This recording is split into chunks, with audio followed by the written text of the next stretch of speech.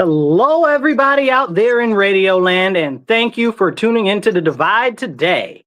We appreciate you listening and tuning in as normal. And you are listening to The Divide with Marcus C. Williams on WRFZ 106.3 Rochester Free Radio.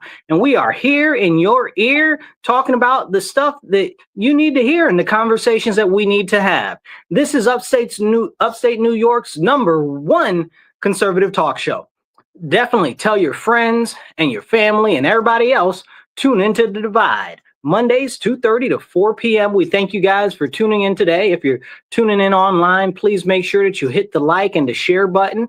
The shares don't cost you anything, and it helps out a lot.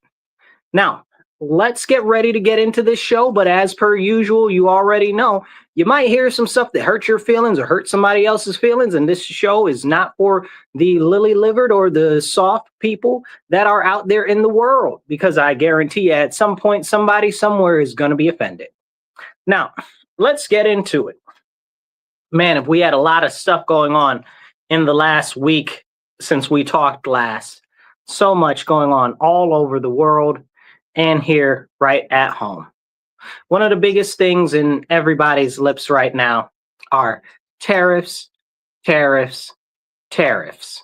Some people love the tariffs. Some people hate the tariffs. Some people don't know what a tariff is. Actually, I think that's most people don't know what a tariff is, honestly. But, you know, when you get the news and the TV to tell you exactly what a tariff is, then you'd have to actually have them doing some sort of actual service to the public. And of course, they don't want to do that. Now, let's go into brief on what a tariff is and what it does. So a tariff is conceptually a increased margin that is, it's think of it like a import tax, right, on the country of origin. So right now, there are a number of countries across the world that have very high tariffs on the U.S., and it's not good. Now, in our current administration, they've decided, okay, well, we're going to push back and we're going to use tariffs as a way to use leverage, since we manufacture a lot of goods that people want, but more so than anything, we import a lot of goods that people want. So we'll use that as a way, as a leverage to actually get them to do some of the things that we want that will make it more beneficial for the United States, especially on trade. So right now we see a lot of stuff going on with the conversation in relation to tariffs. Now people will say, oh, well, tariffs are good or tariffs are bad. Well, let's take a look at that and see what it is. Is a tariff bad? No. The concept of a tariff is to either collect revenue from a country that's importing, that's sending goods to your country, or to be used as a protectionist measure to protect your own economy in your country. So I'll give you an example. Japan has like a 300 and something % tariff on rice, right?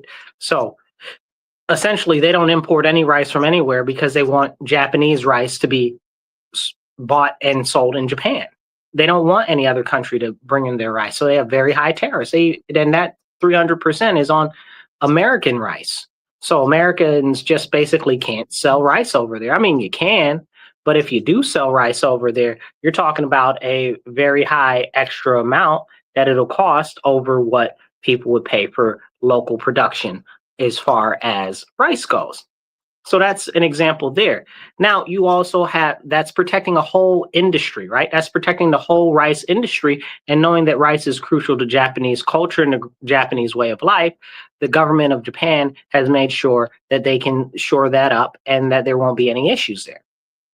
So that's a positive thing for them. Now, in the U.S., one of the big things that's trying to be pushed by our president is he's trying to get them to return essentially what you would say is industry, right? Manufacturing, production, and stuff like that to our nation stateside.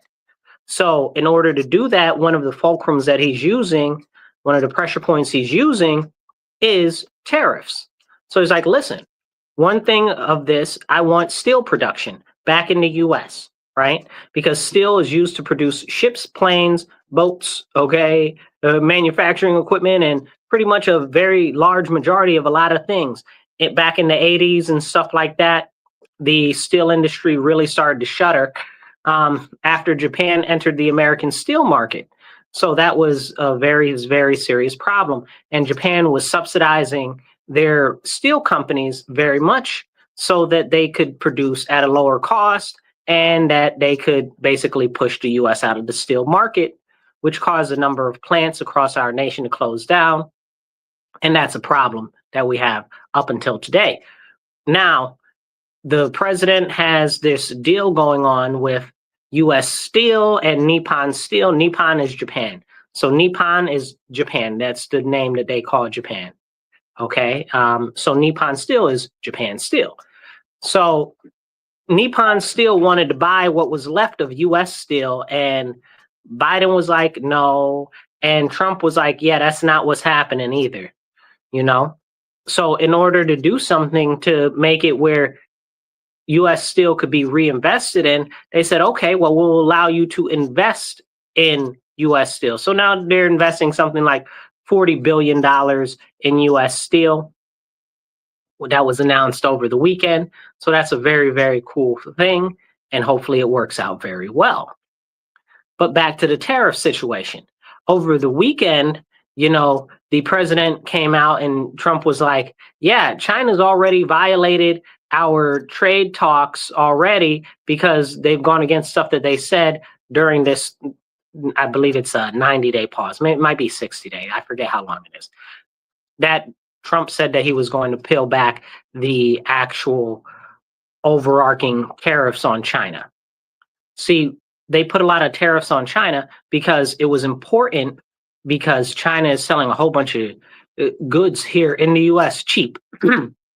And China has a large section of what used to be American manufacturing. A lot of the stuff, pretty much most of the stuff, like you've heard, I'm sure people say, oh, everything here is made in China. Well, that's because manufacturing is now largely focused in China versus how it was in the US previous to 1990. So this is a very big deal. That's also a lot of jobs, right? But more than jobs, it also affects telecom, internet infrastructure, energy infrastructure, and a number of other things, meaning that it's all manufactured in China, so China has control over it. China is our enemy, and I'm not able to say that enough. I've been saying that for years when Trump was like, oh, well, China's just a competitor. No, they're not a competitor. They are our enemy. They want us erased from the face of the earth. They are not a competitor. China is our enemy, and they have been for decades, really for the crux of time, you know. But that's a whole deeper conversation into the history of the China, how it is now, which is worth another show. But if you guys are watching online, please hit like, please hit share, and definitely get this out there to more people. Drop a comment. We'll try to get you engaged in the conversation. And we'll pop you up on the screen and we can have this conversation together as we have these great talks. So let's do it and let's get right back into it. Now, as we talk about the manufacturing that's all been moved over to China, we have to understand that right now we have a serious issue where we're short on a lot of production ability. Right? Like not just jobs, like of course manufacturing and stuff has jobs that goes along with it, but production ability. Like we no longer have the factories and the stuff like that we need. I live in a town, and in our town, we used to be a major manufacturing hub for film, for different types of food, Campbell's soup, French's mustard, and a whole bunch of other things and stuff like that. And because of unfair business practices in New York State by our continued government, I guess, encroachment on our business realm, and because of them exporting jobs across state and country lines into other places, we lost a lot of our manufacturing. So we're as you would say, a depressed state, you know? And it's very bad because they call it the Rust Belt for a reason, because all of the manufacturing that was here is gone. So this is a serious issue. Now, with the tariffs, the concept is hopefully we'll get more reinvestment, which we've got trillions of dollars of new investment into the United States, which is absolutely fantastic because of these tariffs. And now we've got all of these promises of investment. But the thing is, we need to have an environment that's friendly for businesses and manufacturing plants to actually build in our various states and counties. And my country, my state right now, New York, is trash, man. They're running everybody out. They just ran, what was it? Who did they run out of here? One of the gun manufacturers, they ran out of the state just like the end of last year. I see somebody commented. Okay, let me see if I can pop this comment up. I'll pop your comment up in a moment. Who's this, Kim? Kim, I'll pop your comment up in a second. Yeah, matter of fact, I'll pop it up now because I think you might be talking about something we're talking about. Walmart twisted manufacturing companies to sell out to China. Rubbermaid was one of the first. Craftsman is another. Thank you, Kim. That's very important. Pop that up on the stage so people can see it. Yeah, that's very important, Kim. And now, if you guys don't know about Walmart, Walmart used to only sell American-made products. Let me say that again because some of us aren't old enough to remember that or to even be alive for that time. Walmart used to only sell American-made products. That's an important thing. And we need to go back to selling only American-made products in a number of different businesses in the US. We need to go back to using only American products. But in order to do that, we have to bring back manufacturing here. And that's an important thing. But to do that, part of the plan by the current administration is to use tariffs to incentivize that. But it's not just the federal government alone. And I talk about this a lot, and I encourage you always get active locally because that's where you can make a real difference on the local level. Go to your local school board meetings, city council, county ledge, whatever interests you locally, fire district, whatever you can to start to get active locally so you can understand what's going on in the political process locally. A lot of people say this and it bothers me so bad. They'll say things like, oh, well, I don't want to get political. It doesn't matter if you want to get political or not. Everything is political. You know, let me explain it to you like this. Everything is political from your toilet going flush to your garbage getting picked up to your streets getting plowed. Okay. If you don't think that that affects you, the outside lights for the street lighting is political. The roads, political. The water in your house, political. All of it is political. So when somebody tells you, oh, I don't want to get political, it doesn't matter if you want to get political or not. We live in a day and age where essentially government has such a great tight grip on absolutely everything that there's no way to get out of politics. Everything is political. And then the majority of people's issues, no matter where you go in the nation, but especially where I live in Rochester, New York, are things like crime. Well, that's political. You know, who makes the laws to lock the criminals up or how long the sentences are or what type of rehabilitation that they get and stuff like that. You know, that's political. And then you got schools and education and quality of education, or whether you can have private schools or homeschooling. That's political. Then you get other things like another concern is jobs and the economy. That's political. You know, the top three issues for pretty much everybody throughout the country are extremely and immediately political, right? Like crime, jobs, education. Like you can't even say those words without them being about politics. You know, like this is something that is a very, very concerning concept that I don't think that a lot of people are understanding. Now, talking about this is important because our local economies, our local manufacturing, our local businesses, whether you got software engineers like Silicon Valley or whether you're like a town that has one trade crop and that's what you do, you produce corn or whatever the case is, like politics impacts you. And that's why we have to get involved. But we want also business-friendly policies. Business-friendly policies is the most important thing to getting jobs in your area. And a lot of places, especially in blue states, they do not have that, especially in blue cities. They do not have that. Every now and then they'll throw billions of dollars at a multinational huge corporation or something like that, which doesn't really help the local economy, because if it doesn't work out, they can just take their ball and go home. And we've seen that a number of times. Where I am in upstate New York, I'm still trying to figure out what's going on with that Tesla plant in in Buffalo. Like, what's up with that?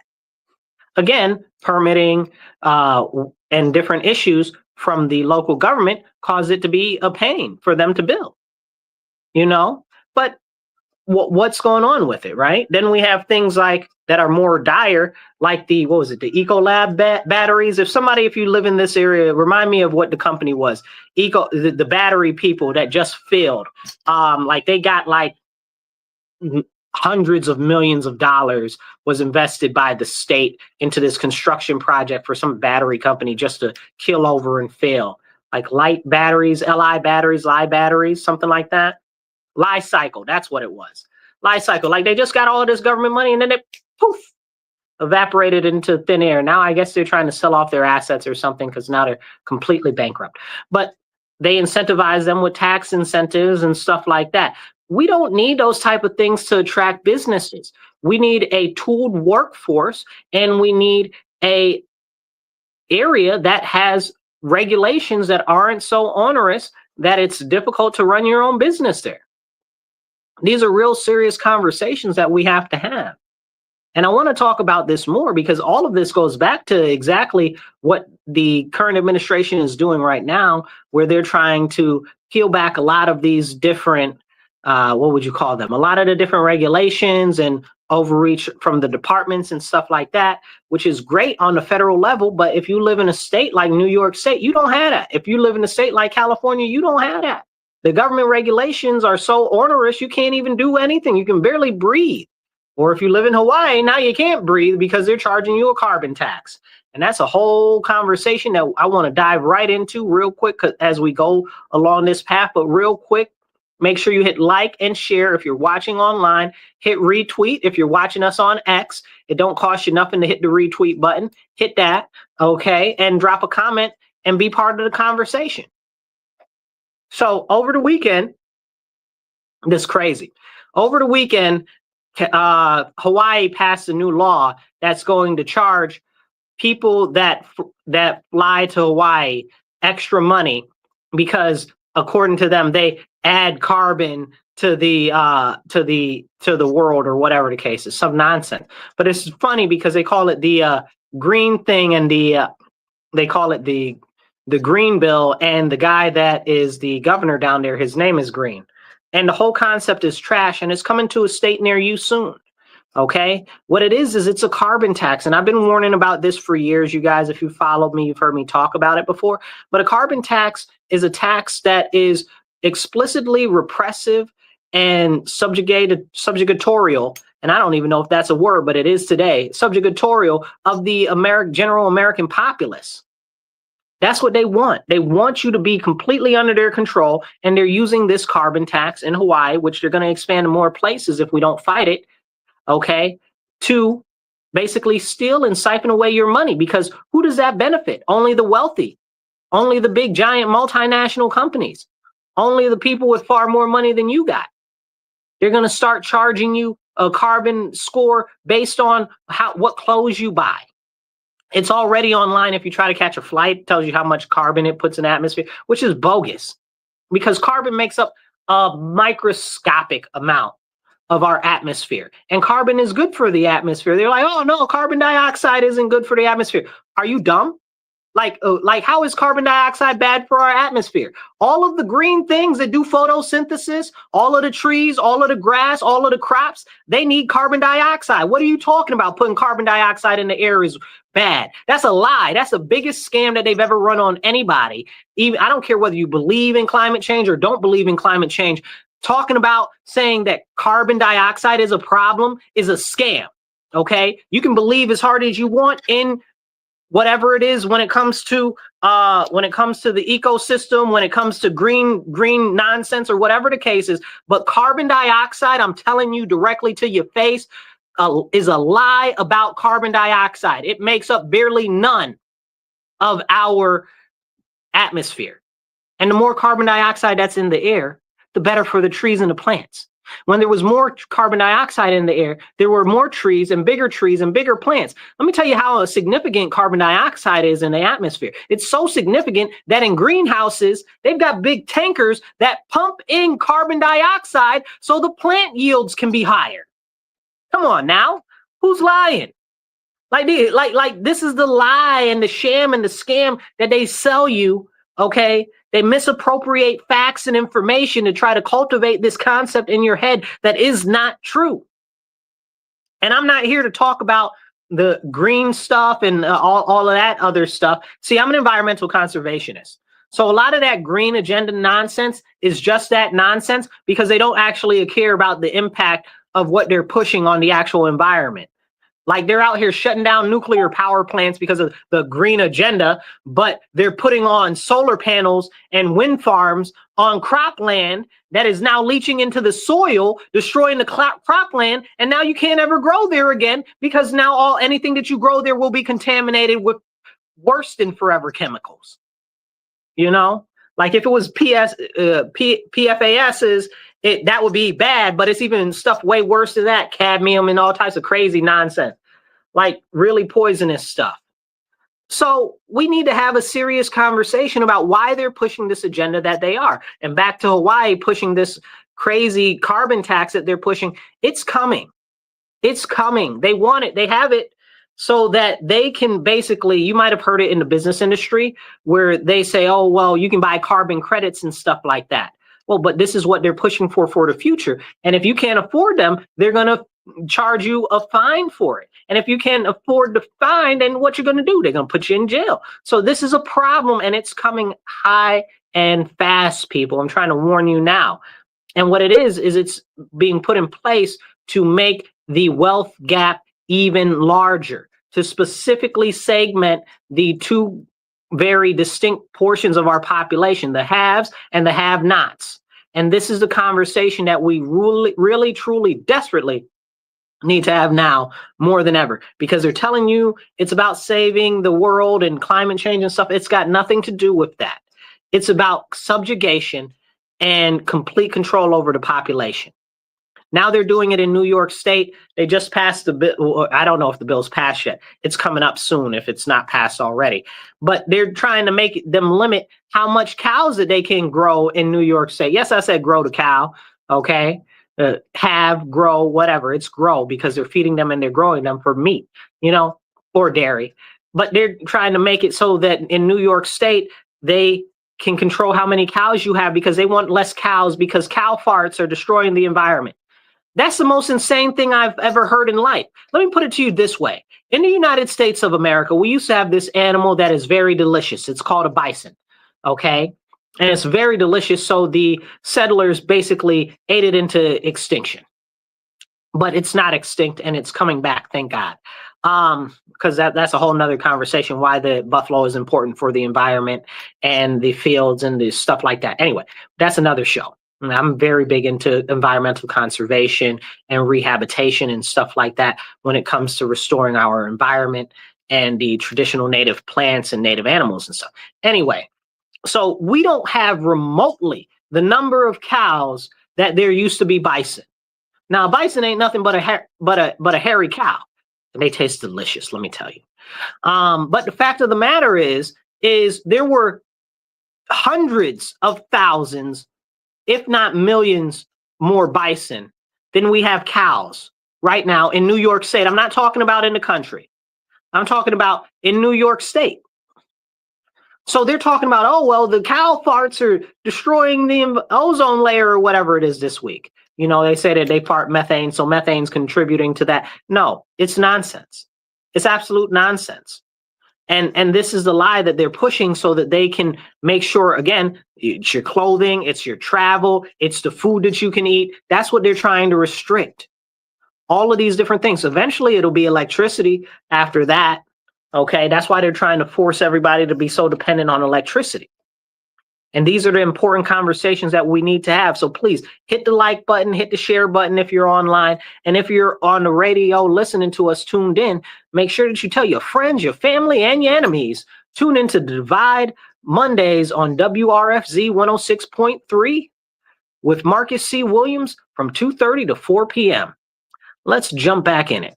Okay, hit the heart button, hit the share. If you're watching us on Twitter, hit the retweet button. Don't cost you nothing. All right. Now, there are a couple other things that we need to get into, and I'm going to try to run through a lot of it very quickly. It's just so much going on that I want to have a conversation with you guys about, but we don't have enough time. So please, if you can, donate to the show. We're working to raise $50 to $100 per episode. Because airtime isn't free, but we want to make sure that we can have more of these conversations with you. We love being on the air, and we even like to, if we could start raising enough money to get another show. And if you want to advertise or whatever, let us know. We can give you a plug. You can donate on Cash App. That's $MW Real, the number one. That's $MW Real, the digit one. Or you can donate on Venmo or PayPal, and that's at Marcus C. Williams. So donate today. Donate, go take 2 seconds and go donate right now. Don't take but a heartbeat to do it. All right, so let's get back into it.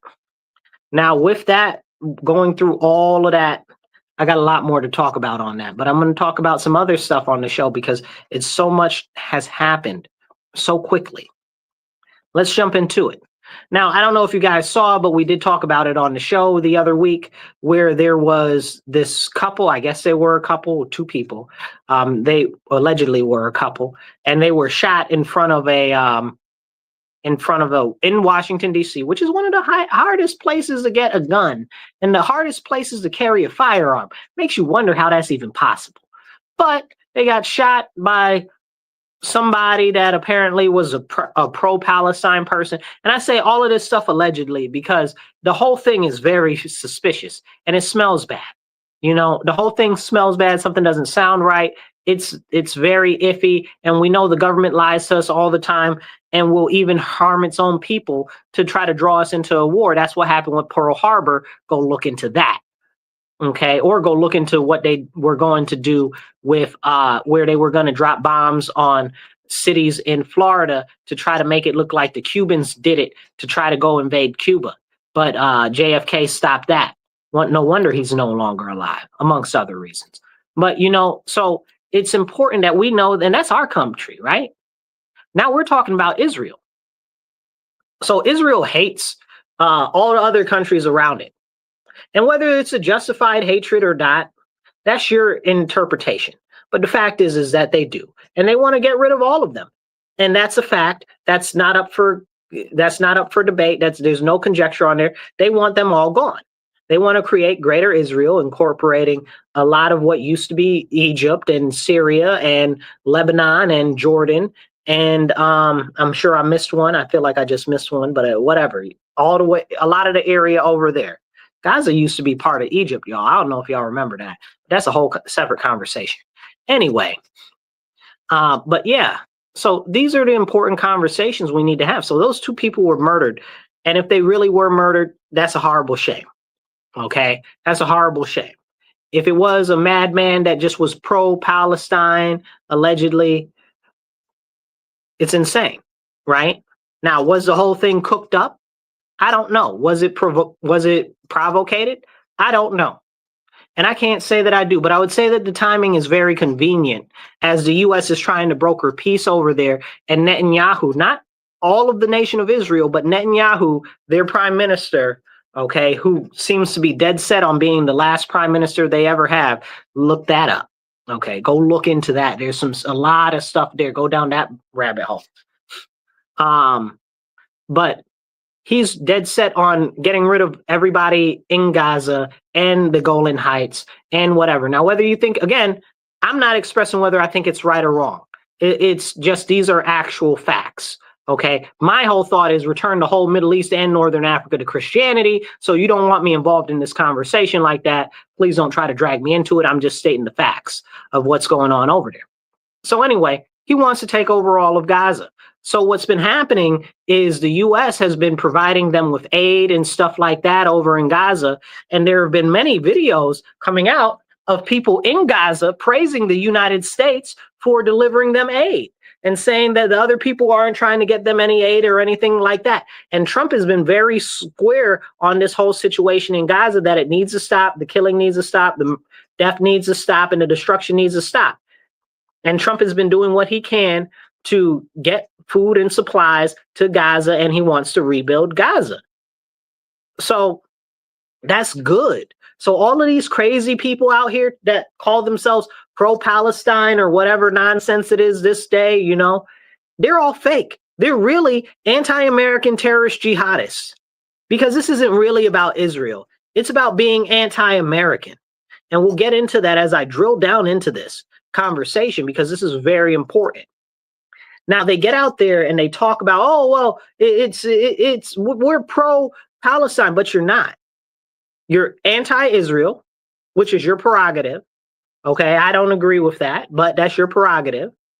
You're anti-America, which, if you ask me, you should be executed like the actual treasonous individuals you are.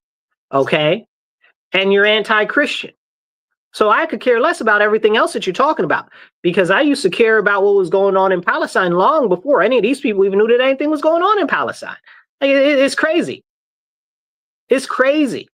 It's absolutely crazy and reprehensible, because they put this mask on of, oh, we're pro-Palestine, when they're not. They're anti-American. Most of them are anarchists, and they only want to cause havoc and destruction. And they're using these people as a tool to actually use them as a pawn, like a Trojan horse, the same way that they used black people during the BLM riots, right? Like the crazy white people from the middle of the suburbs that just wanted to act out all the way out in Victor came into our city and tore up our city, talking about Black Lives Matter, using us as a figurehead, as a Trojan horse to try to get in and cause massive chaos. It was never about Black Lives Mattering. Don't get me started, but this is the same thing with these anti-American terrorist jihadists. Now, if people say they're pro-Palestine, whatever, they're not. They're not. They're liars, okay? Because if that was the actual case, if that was all that you were really about, you wouldn't be carrying on the way that you're carrying on. And that's a whole separate conversation that's very much so important, but I got other stuff I want to talk about too. So now that happened, that incident in DC happened like about a week or two ago now. Then just last night, or yesterday, I guess you should say, in Boulder, Colorado, apparently there was this weekly, and I'm not able to verify this, right? Like, this is just the information from the sources in the world and the news, right?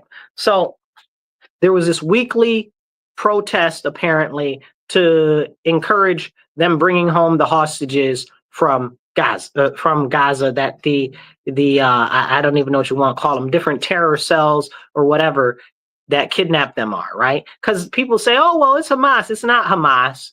It's a whole bunch of different groups, right? Hamas that had any, they pretty much returned all of them.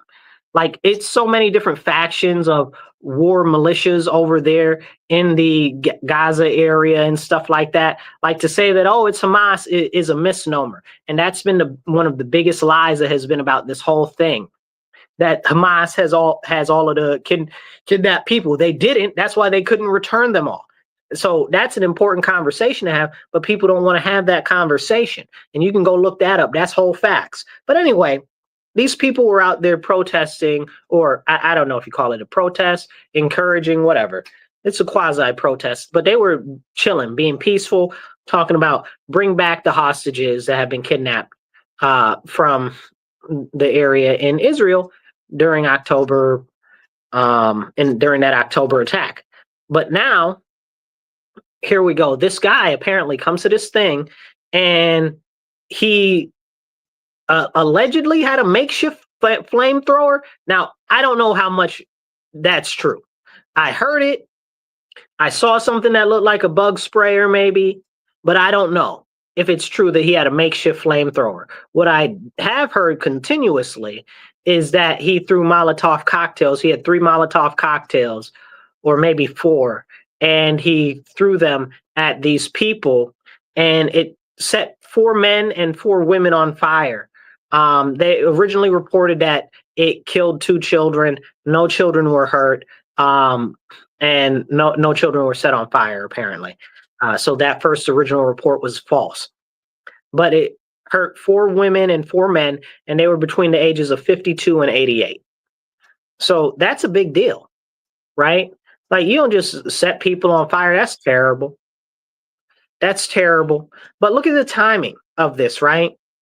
Like, all of this sudden, when Trump is trying to negotiate peace with the area over there, when we've got all of this stuff going on over there, and it looks like there's about to be peace, Netanyahu gets on the TV like 2 days ago and says, yeah, man, we're going to go take over all of Gaza. There's not going to be anybody left in there but us. He said that on the TV. I'm paraphrasing, but that's essentially what he said. He said that as we're trying to work on brokering a peace deal, as the U.S. is trying to broker a peace deal. You know, I'm about sick of these people, okay? All of them. Him, Netanyahu, Zelensky, the lot of them. Okay, there's a couple of other ones. We'll get into them later. But this is tragic, right?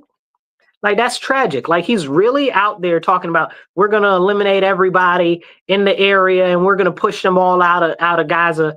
Yeah, Netanyahu, thanks a lot for that, bro. Thanks a lot, as we're out here trying to broker peace and stop the killing and stuff. And you just want to make things worse. Because, again, it's all about conquest. It's about conquest for Netanyahu. It's got nothing to do with anything else. And many other people in Israel, and especially in the Israeli government, want to take over that area and stuff like that. They don't want any peace. You know, it's like that one meme online. Don't want peace, want problems always. And I laugh to keep from crying because it's tragic, right? Like, it's a complete level of conquest that they want over there for the Middle East. And again, I'm not here to say whether it's right or wrong. Okay, that's just, these are facts. That's what they want to do. But I'm saying that what we're trying to do by establishing peace and stuff over there, they're hindering our efforts. It's a problem. And we're going to get into another hindering of our peace efforts in the U.S. Overseas in a couple minutes here. But let's talk a little bit more about this, because this attack on these people, allegedly by this guy who was pro-Palestinian. Now, he doesn't necessarily fit the characteristics that you would consider pro-Palestinian. But we'll see. We'll see what ends up coming out. Now, the guy was here on an overstayed visa. Now, if you guys watch my show or listen to me, I am very big on removing everybody here on an overstayed visa. I'm big on deporting all the illegal aliens, but the number one group is the people here on overstayed visas. Okay, why? Because of stuff like this. Because they know that they had the opportunity to be here and get their stuff done right in the U.S., and they completely ignored the way that they're supposed to do it. So this is a problem, and this is why we need to do something about it. And those need to be the first people gone. I'm glad they're getting rid of all of the criminal element that are tied up with that, but they need to go after these people here on overstayed visas.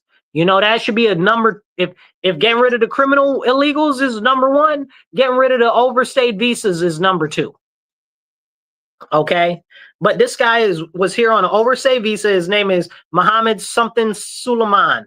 Okay, Solomon, something like that. Anyway, so this guy throws Molotov cocktails on these people, sets them on fire. And the question is, now he's white presenting, right? Like, most people would think, well, he's got some sort of European type of accent or whatever. I'm not quite sure where he's from. I haven't been able to get that information, but he's white presenting, and it's very interesting timing. Now, I have to explain something to you, and then we're going to move on to another topic.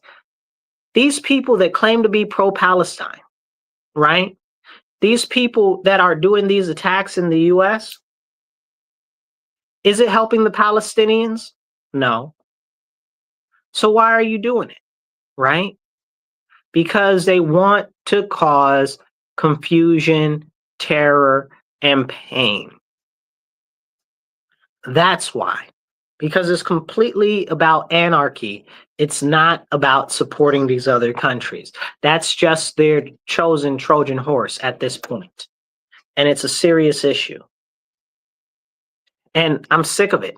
These criminal terrorists and these anti-American terrorist jihadists are now starting to collaborate. The criminal terrorists are these criminals that we have in the US that continue to commit these crimes over and over again, but because of certain states and certain laws, they continue to get out of jail.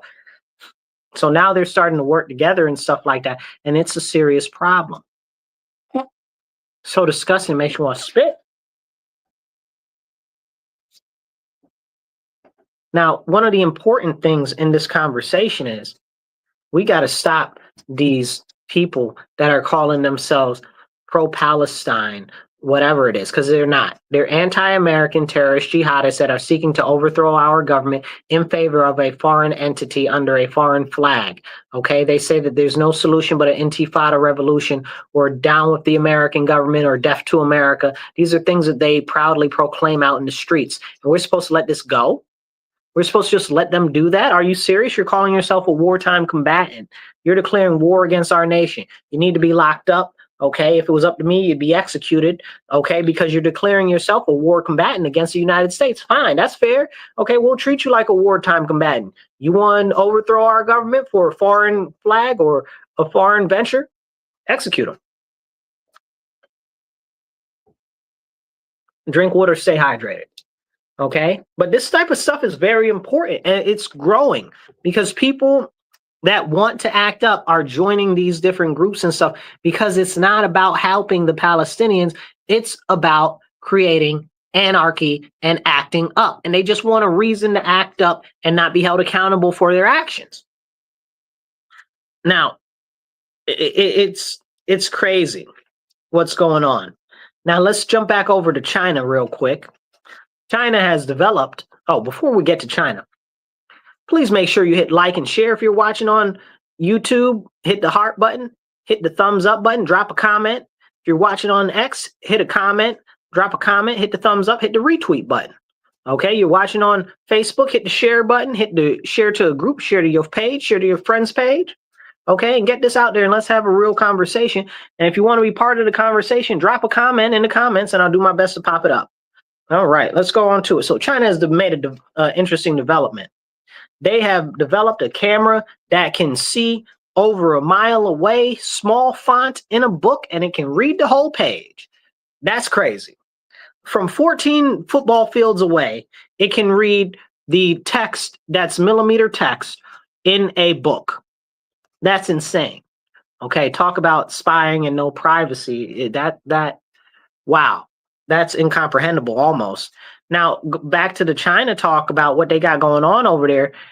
We just had NVIDIA, which is an American company, put a whole bunch of money talking about they about to build a plant in China mainland. Now, how the heck are they going to do that? Let's have a conversation about that. Now, not only is that not good for us as far as safety and security, but we also have prohibitions and restrictions on China getting those type of serious high-powered semiconductors that are really powerful, because it's a national security issue for us. So NVIDIA, that guy over there that always wears the leather jacket and the jeans, I forget his name, but the CEO dude, okay, he's trying to build a plant over there. And now the U.S. government is not happy with him. I'm not happy with him. I understand money, but them people is evil, bro. Them people is super evil. And they want to get rid of our country and our people. So no, hard stop, you know? Now, I don't know if maybe they're blackmailing him, or they got his cousin's family, or they found him in the yard with a dog, or whatever the case is, or it's just all about money. But they're working on planning to build one there. We'll see what happens. Which means that China would get all their intellectual property, which means that China would kick them out in a couple of years.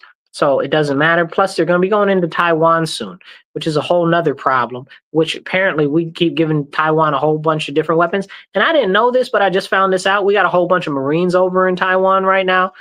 I got thoughts and feelings about that. Mostly like, it's not our war. We should have given the Chinese nationalists the arms that we told them we would in the first place to fight against the communists, but we never did that.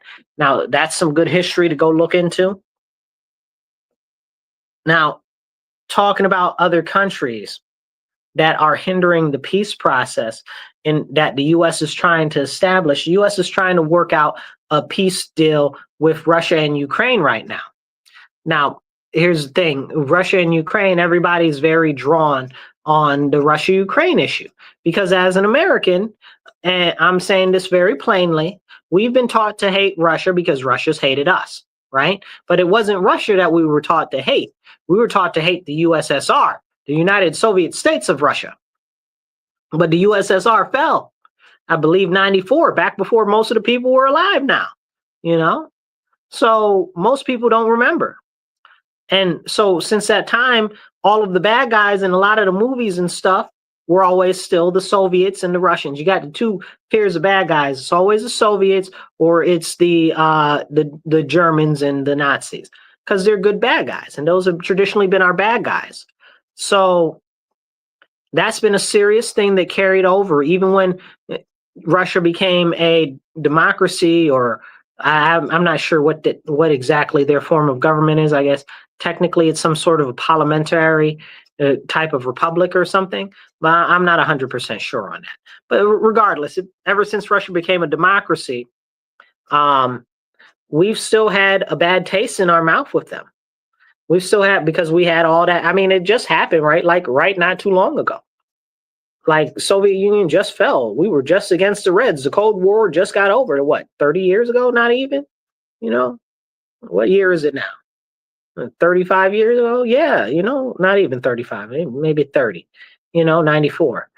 So, I mean, this is serious stuff and serious conversations that we need to have. But nobody wants to have that conversation. Why do we have so much animosity towards Russia to begin with? A lot of it is carryover. Now, there are other legitimate issues that we could have with Russia currently, because we go into different countries and we have little mini skirmishes and stuff over different resources and land and control of different stuff and influence and all types of stuff that's happening in Africa right now. That's a separate conversation for another day. But there are other issues that we can have with Russia. But Russia tried to, when they first turned into a republic, they tried to get involved with the West more. They wanted to come into the fold because they saw that China was rising as an enemy, and they wanted to be more close to the West, right? Because they're largely white and largely Christian. Why wouldn't they want that, right? And we're talking about before Europe was flooded with Muslims, okay? So this is, it's like, why wouldn't they want that, right? But now, what happened is, and this was, remember, this is right in the lifetime, right? Like, so under Obama, Russia wanted to join NATO, and Obama laughed because he thought it was funny, but they were like, yo, China is a problem and we need to unite against China, which Russia was right on that level, but nobody wanted to listen to that. That was too much like right. So Obama laughed at them and kind of pushed them away because, you know, he's part of the globalist order anyway. And Russia's not, which is a whole nother thing. Small countries like, what do you call them? Poland. And Poland's an interesting dichotomy and dynamic that they got going on over there. That's really worth like 3-4 episodes of what's going on in Poland. They really got some good stuff going on, but they also got, they work in all sides of everything, you know. Good for them. Good for them. But anyway, places like, what do you call it? Oh my goodness, what's that guy's name? I don't remember. The other country that's right there by Belarus. There we go. I was going to say Belgium, but Belarus and other countries like that, Hungary, okay, they're trying to stand free from the globalist agenda. Poland too, you know, and the globalists just shut down. That was a big fly. The globalists just shut down a couple of elections that were going on in various countries, and even tried to kill a couple of the people that were the presidents of the countries in Eastern European nations because they didn't want them, because they were trying to restore their countries and fix their countries and didn't want to be part of the globalist order. And this is serious. This is real life stuff. And I've talked about it on this show before, but we need to have these conversations. Anyway, to the point about countries interfering with us making peace deals. Right now, you guys know that Ukraine and Russia are going back and forth. I've done a number of episodes on it, so I'm not going to rehash it. But they're supposed to have a peace treaty, peace deal or peace negotiation or whatever. And that's supposed to be coming up, right? Like today. It already happened. It already started in Turkey. But last night, right? That's today. Like we all knew it was today. But last night, Ukraine launched a major attack on Russia. Okay, I believe it attacked about 5 different bases inside Russia in all different areas, taking out a large number of airplanes and stuff like that. We're not sure exactly the extent, but according to Ukraine, they've taken out 1/3 of Russia's strategic bombers and caused them about $76 billion in damages. That's a lot of money. But more than that, that's a lot of bombers. Now, here's the important fun fact on this. Not only did that happen the night before this happened, the night before the peace negotiations is supposed to begin, also, the reason why they were able to attack these planes that were out in the open is because they were out in the open, because many of them were strategic bombers and stuff, which as part of the START Treaty, go look it up, part of the START Treaty, Russia and the US has to have them out in the open so that they can be seen and stuff like that. Well, since they're using that to their advantage, so that means that Russia's just going to go hide their stuff now, right? That we won't know. And they're just going to hide everything, and which is going to make it more difficult. I mean, you know, just making stuff more difficult for us all the time. And I'm concerned because I watched some of the places that they attacked and stuff like that. And some were like over by China, right? Now, China's not close. It's thousands of kilometers away. Like 7,000? I don't know how many kilometers. I'm not a good kilometer person. I'm a miles person. But it's mad far, right? Like, so they're over there attacking bases of Russia that are by Mongolia. Now, why are you hitting targets all the way over there? And these are strategic bombers. Now, Russia's not deploying strategic bombers against Ukraine. So how is that helping what they're trying to do at all? Right? Like, this isn't going to stop what they're doing. This only benefits China. And we're not going to get into the long relationship with China and Ukraine because nobody actually wants to have that conversation. But if you want to have that conversation, drop a comment and we'll have that conversation. But this is serious and people don't talk enough about this stuff. Drop a heart, hit a like, hit a thumbs up, or if you're watching in the comments, even drop a heart in the comments, you know, or American flag, salute. All right. But this is problematic because who does that benefit? It doesn't benefit Ukraine. Maybe it benefits Europe, which I've been saying for months and months and months. It looks like Europe's trying to go into Russia, which Lord have mercy. Honestly, let me tell you something about Russia, okay? If Russia was half of the hard noses that we feel that they are, we'd be in serious trouble. If Putin was as crazy as they say that he is, that they try to tell us that he is, we'd be in serious trouble. We're not, he's not, and that's the whole lie that they're selling you on that. But the concerning part is, after that attack last night, if I was Putin, if I was Russia, I'd have told them kick rocks and I would have dumped everything I had on them in the next 5 seconds from now. Okay? Let's be honest, 100%. There wouldn't have been, I wouldn't have left a piece of grass standing on anything that looked like a military base for Ukraine, anywhere that I thought that a soldier was stationed. Okay? Because that's a slap in the face. You're doing that the day before we have peace negotiations? Are you serious? So it's a good thing that I'm not in charge of Russia. And it's a good thing that Putin is. But I say that because that's me, because I know how I'd react if it was America and somebody pulled some shenanigans like that. Now, the Russians are supposed to be more serious, more stern, more hard-nosed than we are and stuff like that. So I can tell you right now, I assure you that there are people in Russia just chomping at the bit, okay, to release serious weapons on Ukraine and the majority of Europe. And the only thing stopping them right now is Putin. That's it. That's it. And I know that nobody wants to have that conversation because they've concocted these faulty narratives so much about him and stuff like that and tried to paint him one way that he's not, which again, this doesn't take away from he's a bad man or he's done a whole bunch of horrible stuff. It doesn't take away from any of that. It's just saying that he's not a madman and he's not crazy. Like they try to say that he is.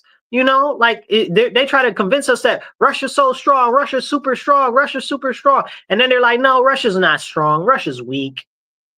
Which one is it? You got double talk, double think, double speak, all outside the side of your neck, telling us all types of crazy stuff that doesn't line up at the same daggone time. Crazy. They try to manipulate our thought process on the matter. But back to the point, it's a good thing that he's in charge right now. Because if it was anybody else, I guarantee you, if it was anybody else in the rest of the military command, there wouldn't be not a blade of grass left. Not a blade of grass left. Because at what point, you know, you consider your citizens up to the point where they're going to destroy all of your citizens in your country. And they're about to destroy Russia's citizens and their country. There's no more game left for Russia, except an all-out attack. So if Russia feels like that they could do something or could pull back from the brink, good for them. But I promise you the only reason why that's happening right now is because Putin's in there. And again, I don't like that dude. But I can see what he's doing and I can respect it, that he's not a crazy madman. Because if he was after last night, not a blade of grass, there wouldn't be a shadow of a blade of grass left. So we'll see what happens there. But it's crazy that this happens at the time when we're supposed to be having a peace deal today. And we'll talk about that peace deal in a second. But real quick, you guys, you're tuned into the Divide with Marcus C. Williams on WRFZ 106.3 Rochester Free Radio. We are here Tuesdays, 2:30 to 4 p.m. Make sure that you turn up that dial and have the conversations that are important right along with us. Share this with your friends, your neighbors, your enemies, the guy across the street with the dog that barks too much, okay? And if you're watching online, make sure you hit like, share, heart. And if you guys want to support the show, you can donate on Cash App, $MWReal, the number one. That's $MWReal, the digit one. We're working on raising $50 to $100 an episode so that we can get some more airtime. Airtime's not free, but we want to have a conversation with you and me that are important to have. You can also donate on Venmo or PayPal, and that's at Marcus C. Williams. So let's jump back into it. Now, as we have this conversation here, we need to also go back and we need to talk about China one more time real quick. So June 4th is the anniversary of the Tiananmen Square massacre in 1989, okay, when they just rolled up a whole bunch of tanks and was rolling over people in Tiananmen Square, the Beijing massacre, you know, they call it also. And it was raw, rugged, and you can't even talk about it in China. If you try to search it, you can't even find that much information. You might have to look real hard because they want to try to erase it from history. But I bring that up because the U.S. erases a lot of stuff from the internet, especially stuff that they don't think is favorable and stuff like that. But I do bring that up because that's important to remember. Okay, somebody needs to identify that the Tiananmen Square massacre did happen because people were trying to stand up to the communists and say that we don't want what's going on to be going on the way it's going on. And they were completely unarmed, and they were rolling them over with tanks. Horrible. Shooting them is terrible. It's terrible. But yeah, so China's a mess, and they're really a problem, and we need to address them. But let's bring a close to the international stuff, and I'm going to bring some stuff more home stateside and more home local. Right now, and I don't know where you are, what you got going on. We have local elections this year. We've got city council and the mayor in our elections here. And we got a ton of different candidates that are running for city council and a couple people running for mayor. And because our city is deep blue, we've got a whole bunch of leftist candidates. So we've got leftist candidates, and then we've got establishment Democrat candidates that are running. It's tragic. It's tragic. Then you got the people that are far left, but are also mostly clearly in it for themselves, which is a whole nother subsection of people. And it's a serious issue. What we need to do as a nation, as a people, especially here in Rochester, is start holding these people accountable that are in office. For far too often, we get this concept in our head that, oh, well, there are term limits. Term limits are called the election. No, that's not how that works.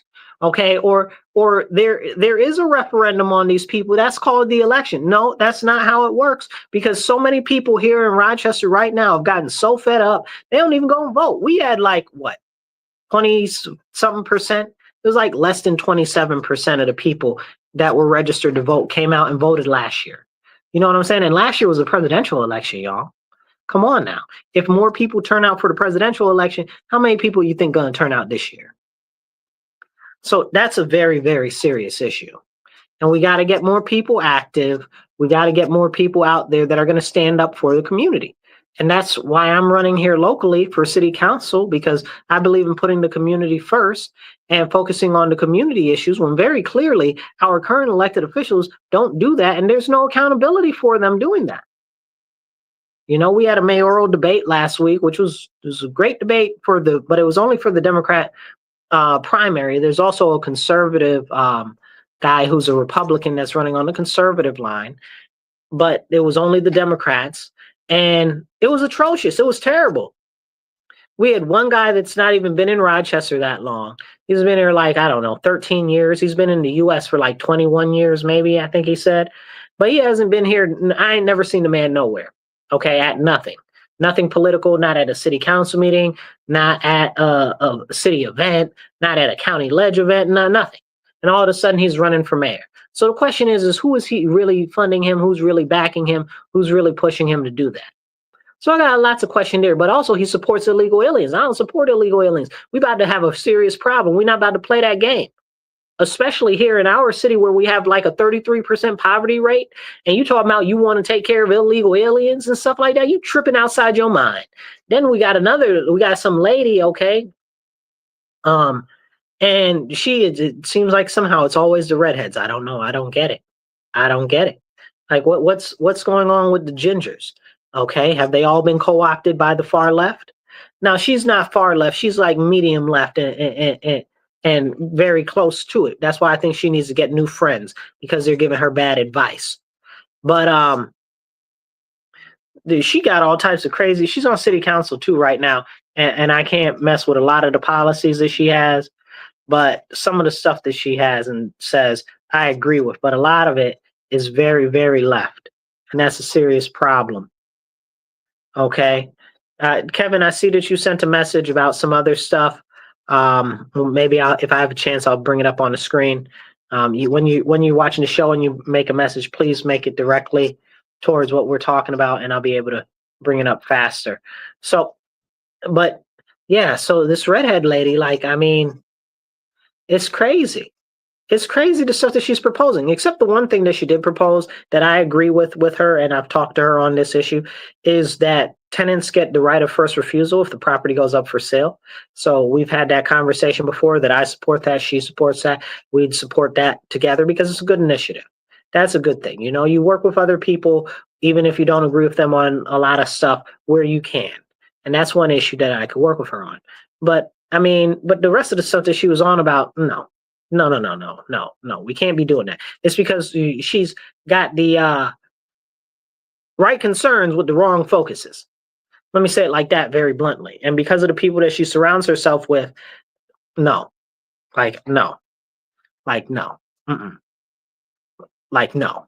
we got the mayor, our current mayor, who's running for re-election, and he got up there and he was himself.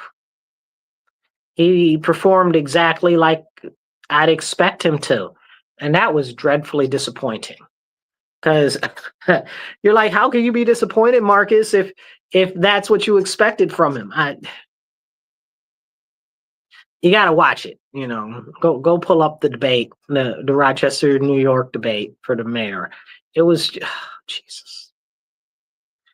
And you know, in our town, like the people that are in office, like they run and they control everything. Now, I've offered many times to the current mayor because I want the mayor to be successful so that our city can be successful. But I've offered many times, you know, let me help you or whatever the case is. I can do a number of different things. I just want to see our city succeed. But he says, oh, okay, well, yeah, whatever, no, no, no, no, no, boom, boom, boom, you know, and nothing ever materializes. And I'm like, okay, well, whatever, you know.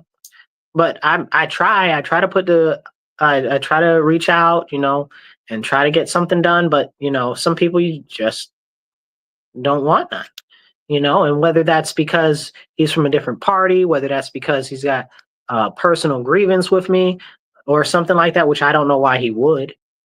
I've never really said anything about it except, you know, that he used to be the commissioner of the schools on the school board, and maybe we need to talk about that.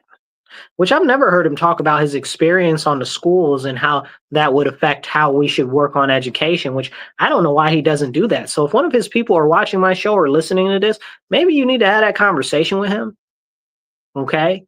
Because that would be an important conversation, especially this year. Maybe you guys just feel so much that you're going to win automatically. I don't know. But that could help move our city forward and help the youth a lot. So I'd be interested in them launching that conversation with him, you know. But he performed like and I hate to say this, this is an honest, critical assessment. Okay, so if you're watching, dude, it's not. I'm not trying to be mean. I'm not trying to be personal or anything. I'm telling you what it looked like from somebody outside looking in. It looked bad, dude. It looked bad. You looked like you were very much so. This is how things are. This is the way I want it. Nothing else matters. Nobody else can say anything about anything. That's it. And that's me putting it mildly. But that's how it looked. It was bad, bro. You didn't win any points that night. You lost points. I think that the foreign guy goes up to 17% of the votes. The redhead lady, she got some more votes that night. But I don't think that you got any votes. I think you lost votes there. It wasn't that good on your side, but it was because of the way that you were carrying yourself on there. And I'm not speaking for myself. I'm telling you what I've been hearing from a lot of different people who watched the whole thing. It wasn't good, but you still got time to turn it around, or maybe you win anyway. I don't know. You got $1 bazillion to spend on the whole thing, so maybe you win anyway. Who knows? But I just would like you to return to focus on our actual community and our city members and put our priorities first, because it seems like everybody that was on that stage has all of these noble concepts and stuff like that, but nothing actually practical for the everyday citizen. Okay, to address our issues. And nobody at all on that stage wanted to address the crime. All we as the citizens want are the criminals in jail and the victims to get righteous retribution and restitution. It's not that difficult. And I have a whole plan for that, by the way, to all of y'all out there listening. So if you follow my page on X or Facebook or wherever you follow me online or YouTube, you'll see that coming out soon. I talk about this stuff frequently, but only a little bit, because I don't want to put it all out there, because we do have a primary on the Democrat side coming up for the city council. I don't want to give out all my ideas and stuff like that. But then when we get into the general election after the 24th, I'll start talking more about that. I'll start putting up more stuff soon, real soon. You'll see. I got a lot of stuff out there already. You guys know I talk about everything on the show all the time. But in order to find it, you got to watch the show all the time, because I talk about different things at different times. But, you know, it's important that our elected officials return to focus on the people that they're supposed to serve. Elected officials are supposed to serve you guys. They're supposed to be our elected representatives. This is a representative government. They're supposed to represent us, not their special interests, not their self-interest, not somebody from a foreign land, not somebody from in another town, not somebody from downstate. They're supposed to represent our area where we live in our area. And honestly, sadly, that's not what's happening. Not on city council, not in the mayor's office, not in the county ledge, not in the state assembly, not in the state senate. Even then, we talked about this before. Our state senator is always talking about Buffalo or New York City or something like that. Dude, how are you talking about these things, bro? Like, you're supposed to represent my area in Rochester. I can give a flying monkey's uncle about Buffalo. No offense to Buffalo. You don't represent them. I don't care about New York City. I love New York City. That's my heart. But again, you don't represent them. You represent us here in this area. People seem to forget that. And then we get people in the city that are like, oh, well, I don't want to get involved and talk about politics or whatever. And they want to say, oh, well, nothing is ever going to change. Let me tell you this. Last year, there was a vote for a couple of different offices that less than 1,000 votes would have been the difference to get good people into those offices. There was one town not too far from us. I think the difference was like 10 votes or something that they lost by. And then they could have had a really good person in the town as the mayor. Okay. But that didn't happen because people were just so fed up. They're like, oh, I don't want to vote. My vote doesn't change anything. My vote doesn't count. Your vote counts, people. Your vote counts. Don't listen to anybody that says that your vote counts, don't listen to anybody that says that your vote doesn't count. Your vote definitely counts. It's very, very important. And in order to get good people in the elections, you got to start taking part in the election system. You got to get out and vote. That's number one. Got to make sure you're registered to vote. That's number two. Okay, well, I mean, number one and number two. And you got to make sure that you've got the actual information about what these people's plans are that are supposed to represent you versus just hearing what they're saying. Like, well, what tangible plans do you have to address the issue you're talking about? Like, they're not going to address every issue that you want, but at least the issues that they're talking about, they need to have a tangible plan. Like, where is it? Show it to me. Not like somebody saying, oh, in our city, we're going to build 4,000 houses in the next 4 years. No way. No way. It's not possible. You can't get even if you could, right? Excuse my language. I would love them to be able to get the permitting, but you know how I feel about the permitting here. We need complete deregulation in Rochester, but we've talked about that before. Anyway, to get 4,000 houses built in 4 years, that's not happening. Just the infrastructure alone, the energy infrastructure, the gas infrastructure, which you can't even really do gas infrastructure. That's a whole nother conversation. But the electric infrastructure, the water infrastructure, and all of that, 4,000 in 4 years? No, not homes, maybe apartment buildings. You might get close to 2,000, 1,000, probably more like 1,000. You can't because of just the time of the building, the time it takes to build it is too long. Like, you can't do that. Like, but there's the time issue, but there's also the skill issue. Like, where are all the workers going to come from? That's a massive worker boom, right? And then that creates this whole own other problem. Besides the fact that we just don't have that number of workers, then you'd have to ship in workers to do that, and you'd have to finance that. How are you going to finance that? Like, these are the conversations that I need to be had out in public. Like, how are you going to do that, bro? It's not feasible. It's just not. And do we even have enough power to add another 4,000 houses in our city in the next 4 years? Do we have the electric grid infrastructure for that? Which is a whole nother conversation, because now there's too much draw on the electric grid. There's not enough for these so-called electric buses that they got going on and all types of other madness. So when I talk about these issues, they're very important. And then we go back to the city council part. Let me tell you this. In the last couple of days, we've had multiple people shot at their houses. Okay, we have had people shooting into houses. We've had like 6 or 7, since last Monday, we've had like 7 people stabbed. That made the news. We had a business the night before last, Saturday night. Today's Monday? Today's Monday, yeah. So it would have been Saturday night, a business in our beach district get broken into and trashed and vandalized. And the police did a good job at catching the culprit and the individuals, but it's a constant issue down there. And many of the businesses down there have closed. A number of the restaurants and stuff like that, they're barely able to stay open, and a lot of them have closed, and it's sad. It's really, really sad. And neighbors in the area are concerned about the crime and all types of stuff. But what happens? Nothing happens because our city council ignores that it's even a problem. And that's a serious issue. Hit the heart button, hit the share button real quick. Get this message out to more people. We should be having this conversation together. Drop a comment, drop a thumbs up, in the comments, or a heart in the comments, and let us know that you're listening. But it also helps the algorithm get out to more people. Now, as we have the rest of this conversation, so this is this part of our city that we call Charlotte neighborhood, and it's just completely under siege. And now this is a more affluent area that we have, right? So it's one of those neighborhoods that's it's so sprawled out. So you've got like a good dichotomy of the really high affluent people and the people that are very much so middle class. Okay. Now, with that being said, though, if you want to go down by the beach, okay, down by the bay, where the watermelons grow. No, I'm joking.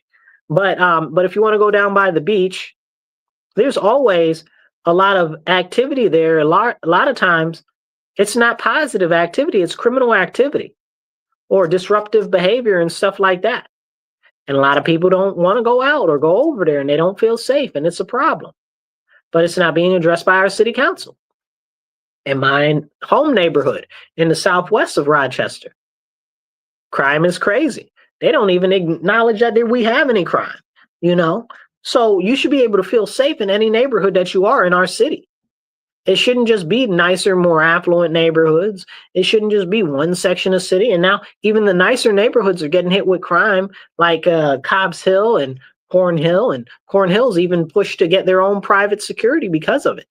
This is serious, This is really serious because the government is supposed to protect and provide basic security for its citizens, and it is not doing that, and that is a problem.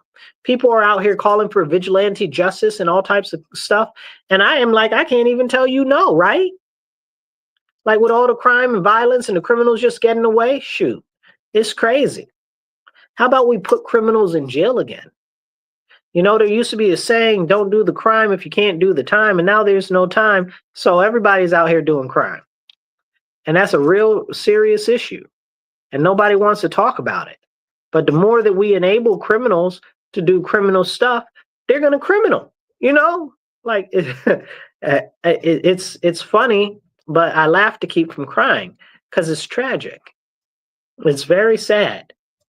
We can create a whole program to actually lock these criminals up here locally because it's very clear that the state don't want to do it. And our city council and our mayor's office won't speak against the crime. The mayor tells us crime is fine. City council ignores crime. They don't even talk about it. That's what blows my mind, right? At least the mayor try to fake us out about it. He'd be like, oh, no, there's no crime. Oh, crime's down, da, da, da, da, da. We know it's not, crime not down, but they use these skewed statistics to try to make it look like it. Even Governor Kathy came down here the other month, two weeks ago, and said, oh, good, look at the gun murders are down or whatever. Shut up.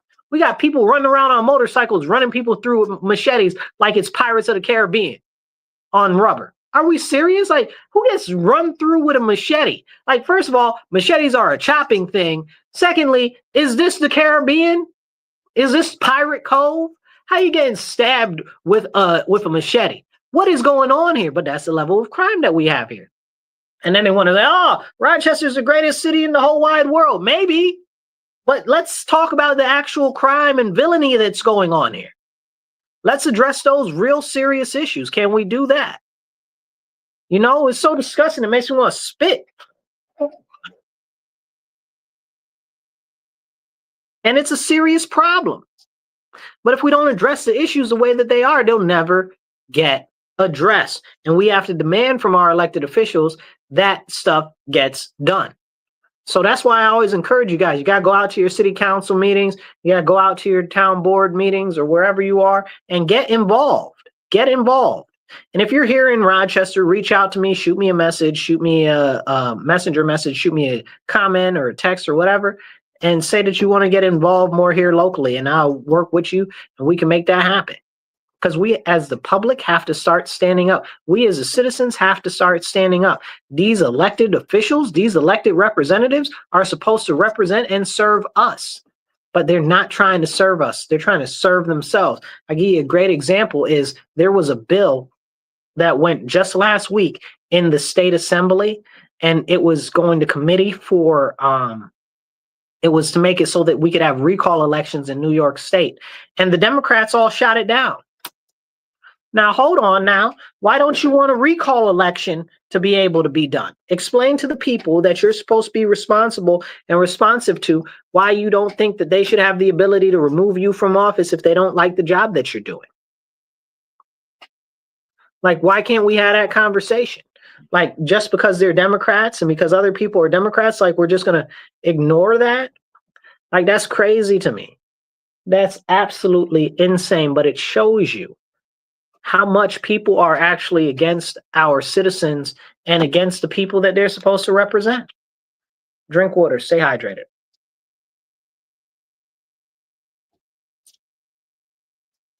But it's important, you guys. It's dreadfully important, because the fact of the matter is, if we don't stand up for ourselves as a community, as individuals, nobody's going to stand up for us, because clearly it's not these people that are in these elected offices. You know, they're serving themselves, they're benefactors, the people that put money in their back pocket and their cousins' accounts. You know, that's what's really going on. And we need to have that conversation. But are you ready to have that conversation locally where you live? If you are here, reach out to me. Now, as we proceed into this year, we're in June. It's June 2nd today. And now we're almost to summer, right? Summer's coming up real fast. But crime, as I've mentioned already, is out of hand. So what's going to happen when it starts to really get hot? That's the question that should be on everybody's minds here. It really is. Then we have the other issue also. We've got so many different problems when it comes to crime that just are completely not acknowledged at all, like the massive drug problem that we have. There was a Canadian guy that got apparently carjacked or robbed or mugged or something on J Street last night. Now, night before last, let me tell you something about J Street. I don't live far from J Street, right? But no, that is not a safe area that I would say is safe, especially for no foreigner to go to. Okay, like, what are you doing over on J Street at nighttime? You either bringing in and trafficking drugs, trafficking guns, or trafficking something illegal, or you're there to buy drugs. It's only one of the two. You're selling something illegal or you're buying drugs. So that he didn't have no business. Didn't have no business. It's not off the expressway. Somebody's like, well, I heard there was a hockey game. That's why he must have been on. How? The expressway don't run over there like that. You got to go out of your way to get on the J Street if you're going downtown for the hockey game. Come on now, stop it. Whose face is getting played in right now? So the whole thing don't smell kosher, okay? And that's a whole serious business. But we need to have these conversations about how are the drugs continuing to get into our community that are fueling a lot of this crime and violence in our city, which we don't even ever talk about the drugs. Can we talk about that? I feel like that's a very, very serious thing that we need to keep an eye on so that we can actually focus on limiting the crime in relation to the drugs. Because drugs and drug money tend to fund and cause crime. So, I mean, like, hello? Like, it's real simple, you know? Make sure that you get on the ball and address these issues. But that's too much like right for city council. We've got a housing crisis, a cost of living crisis. Now, I am the first one to say we have a serious housing crisis and we need to address it. But there are many people out there that'll say, oh, well, we have a housing shortage. How? How do we have a housing shortage? When in my state, we're losing population, a ton of population. How do we have a shorting of a housing shortage? If everybody's fleeing our state, how do we have a housing shortage? That's not possible. That doesn't even make any sense. If in my city, everybody's leaving the city. Everybody's not leaving the city, but we're losing population. You get what I'm saying? If everybody's leaving the city, then how do we have a housing shortage? Something else must be going on. I'll tell you exactly what's going on. All of these corporations and private entities and investors are coming in from outside of Rochester and buying everything up. They're buying everything up. That's why we have a shortage of housing, but that would be too much like a real conversation that nobody wants to actually talk about, right? Like that's too much of a real conversation. And we need to be having those real conversations. There is no housing shortage. That is a lie. We have large corporations and private investors buying up single family homes, duplexes and triplexes. Okay? That's why we have a housing shortage. And I use that in air quotes. We've got a very serious aging population. Everybody's getting old and dying. How do we have a housing shortage? Them old people must have been living somewhere. Now they're dead. They must have houses available. If everybody's leaving, how can there be, you know what I'm saying? Like this is the stuff that doesn't make sense, but they say it out there and they send it out to the world because it sounds good. And if they say it enough, the lie becomes the truth. Stop listening to these people. They're lying to you. And because they're lying to you, that we can't even get the actual issues addressed that we need to be addressed. That's the same thing I say about them crazy anti-American terrorist jihadists that are the pro-Palestinian people. I say, y'all talk about it's a genocide over there. It ain't a genocide. It's a massive displacement. And because you don't talk about it the way that it actually is, those people aren't getting service the way that they actually need. You understand what I'm saying? It's the same thing that's happening here. If we actually talked about it the way that we need to talk about it, then we wouldn't have such an issue with housing and we could get that issue actually addressed. But I thank you all for tuning in today. Please make sure that you hit the like, share, subscribe button and get this message out there because we need to have more of the conversations that you need to hear right here in your ear on The Divide with Marcus C. Williams. This is WRFZ 106.3 Rochester Free Radio. You are listening to the #1 conservative talk show in upstate New York. Make sure you share this out with everyone. I appreciate you guys tuning in and make sure that you encourage other people to tune in next week as well. And make sure you're following. Now, before we go, we got one more comment. Kevin says, the drug dealer on my block was so mad at me last night for tipping off the guys that bring in the drugs. Kevin, I thank you for that information. I don't know if that's information that you just want to be putting out there like that, but I praise your boldness. Good on you. Good on you. That's very good and very well done. I'll catch you guys later. You guys have a blessed one. Be blessed and be well. Remember, stand up, speak up, and don't shut up. Take action.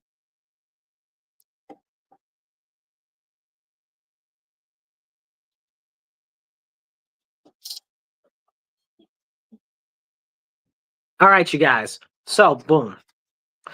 If you guys live in Rochester or you don't live in Rochester, you got to get active. If you live in Rochester and you want to get active locally to work hard and make a difference, to change what's going on in the direction of what's happening here, reach out to me. If you don't live in Rochester and you see things are going in a negative direction in your area, you got to stand up. You can't just move out somewhere else. The problems are going to follow regardless. We see this happen with California. California is the biggest state losing its population. The second one is New York. And a lot of the people moving are the people with the bad ideas that have pushed the bad policies that are creating problems in our areas that they're leaving from. And then they take their ideas down to Tennessee or down to Texas or wherever they're going, and they corrupt those areas down there. Look at what's happened to Arizona, or what's happened to, what do you call it over there? New Mexico. You know, even Texas now, states that were more conservative, more red, more freedom loving are now completely the opposite. They've got large cities that are turning very blue and very Democrat/socialist. Okay, it's a problem. It's a very serious issue. You got to stay and fight with all your might, because if you're not going to do it, who's going to do it? Nobody's going to do it but you. So you must stand up, speak up, and don't shut up. I'm going to catch you guys later, but I want you to know that I love you. You are important and you can make a real difference. Yes, you can make a real difference, but you got to get involved. You gotta get involved. It's now or never. I don't think that we have a ton of time left as far as us being able to make a difference in what's happening, but now is the time. We got maybe a year and a half to really make a difference that we can. So we got to be on it right now. Get active. Find a local candidate that's a good candidate and support them. Get active in their campaign. You know, just not somebody who's saying what you want, but somebody who's got real tangible plans. That's important. That's really going to stand up and advocate for the people in the community. That's what we need, not just in my city where I live, not just in my state, but all over, all throughout our country. That's what we need. True patriots that are willing to stand up to the government and say, we've had enough of your monkey shine. We've had enough of your BS. You've gotten too big. You've got too much regulations. You've got too much control over our life. We want you out of our life. We want you out of our hair. We want you to be so small that you fit in the palm of our hand and we could crush you if we need to. Because right now we've got a bloated behemoth that is squishing the people. Okay, and that's how our government is, especially in my state. And if you live in California, in there too, it's real big bad. But I hear that different places like Oregon and Washington and other states are either very bad or getting real close. So we got to take a stand now. Wherever you are is where you need to stand now. Okay, don't move off your square. Stand up and fight and push back, because we have to get involved in the political situation where we live, because nobody is going to do it. That's why you mad? You mad? You don't think you want to participate in government? You don't want to vote or whatever? You mad? Well, that's good. I'm glad you're mad. Now go get active, because if you're not going to do it, clearly ain't nobody else going to do it. So maybe it's you. Maybe you're the person that needs to fix it in your area. Okay, and that's what we really need to have a serious conversation about. But I'll catch you guys later. I love you all. Make sure that you like, share, and subscribe. If you have not hit the like button, hit the like button right now. If you have not dropped a comment, drop a comment right now. And I'll catch you guys later. Stay tuned. Be blessed and be well. Remember, stand up, speak up, and don't shut up. Take action.